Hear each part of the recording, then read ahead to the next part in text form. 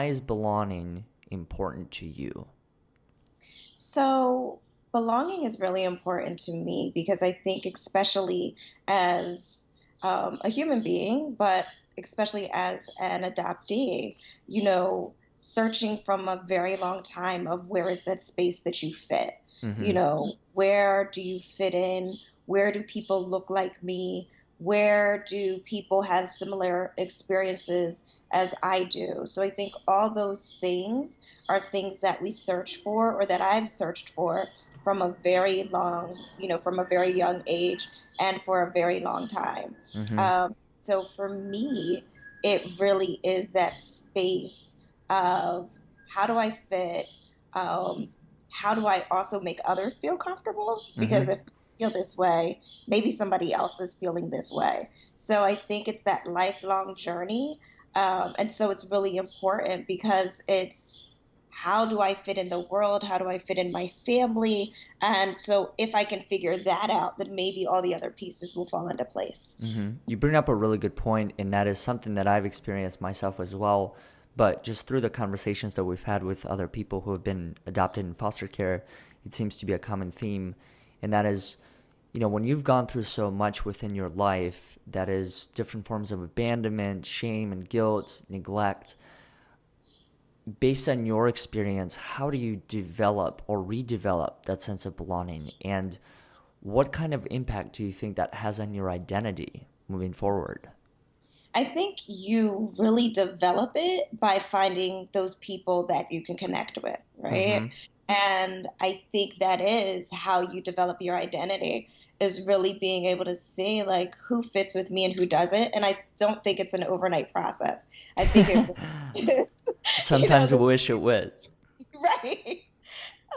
But I think it is a lifelong process, right? Because I think, unfortunately, especially when we're younger, we try to fit in, right? Like peer pressure is one of those things where it's like, okay, well, if I do this thing, maybe they'll like me or maybe I'll fit in with them. And I think often as young people in adolescence and sometimes even in young adulthood, we become people pleasers, right? Because Mm-hmm. it's, okay, if I do this thing, they'll like me and then I'll fit in.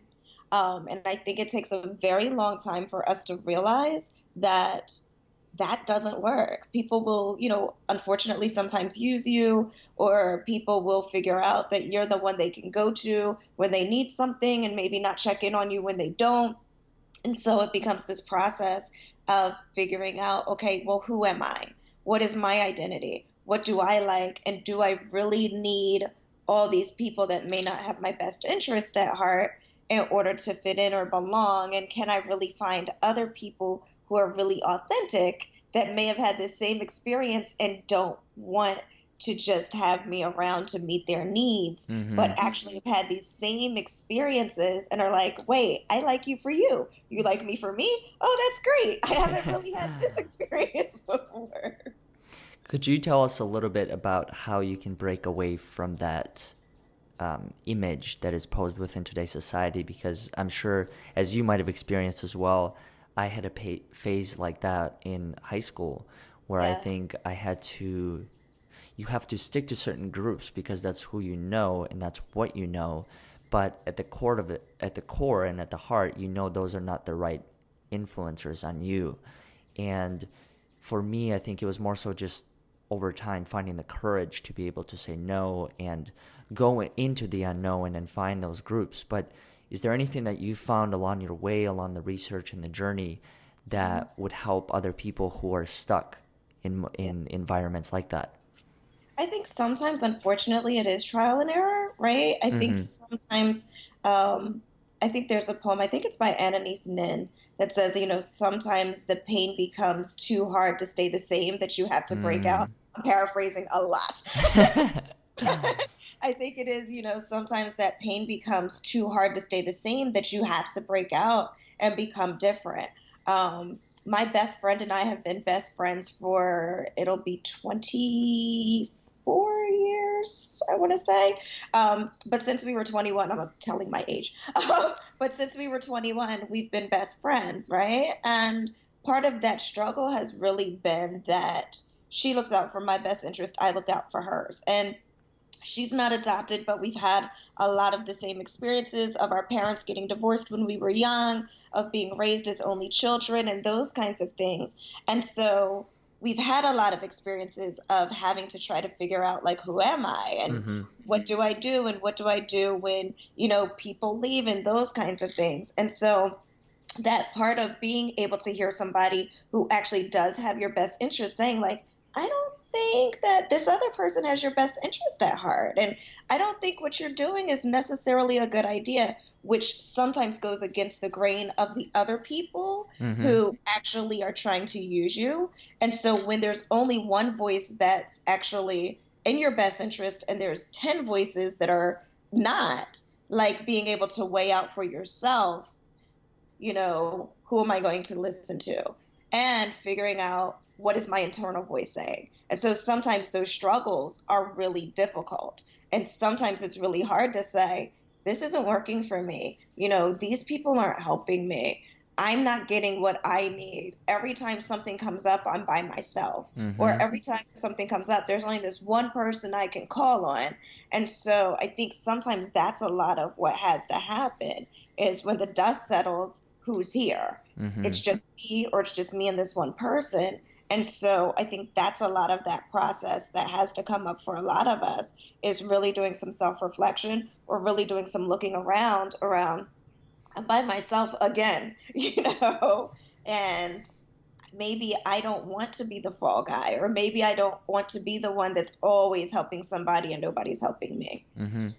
I think what's interesting to note within what you just said also is that the person who you rely on for advice and feedback and everything along those lines, they also have to be able to know their role.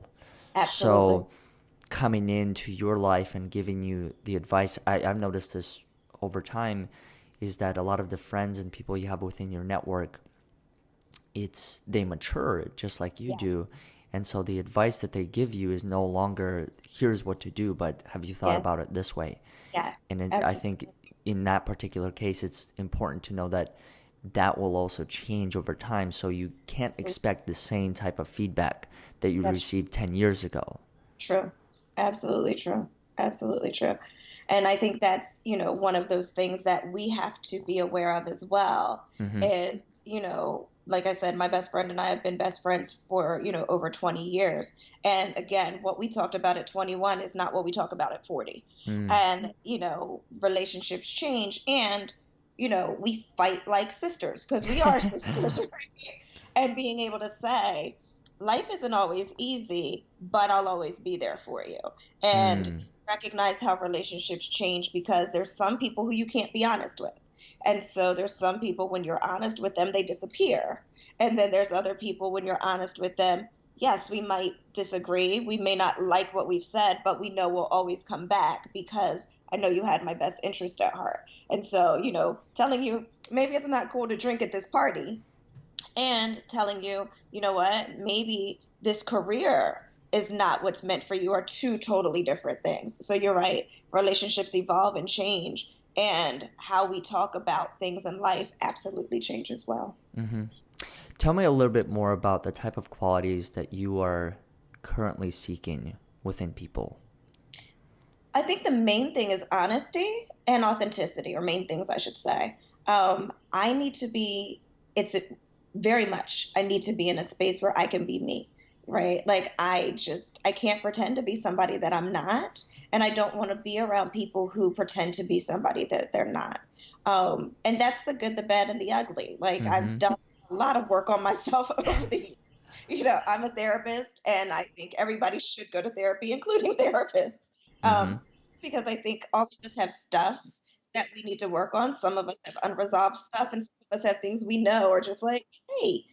Um, but I've done a lot of work on myself. And so I think it's important that we're all evolving and working, but that we're able to say, hey, this is who I am. And we're not going to like everybody. We're not going to like everybody's characteristics, but can we be honest about who we are?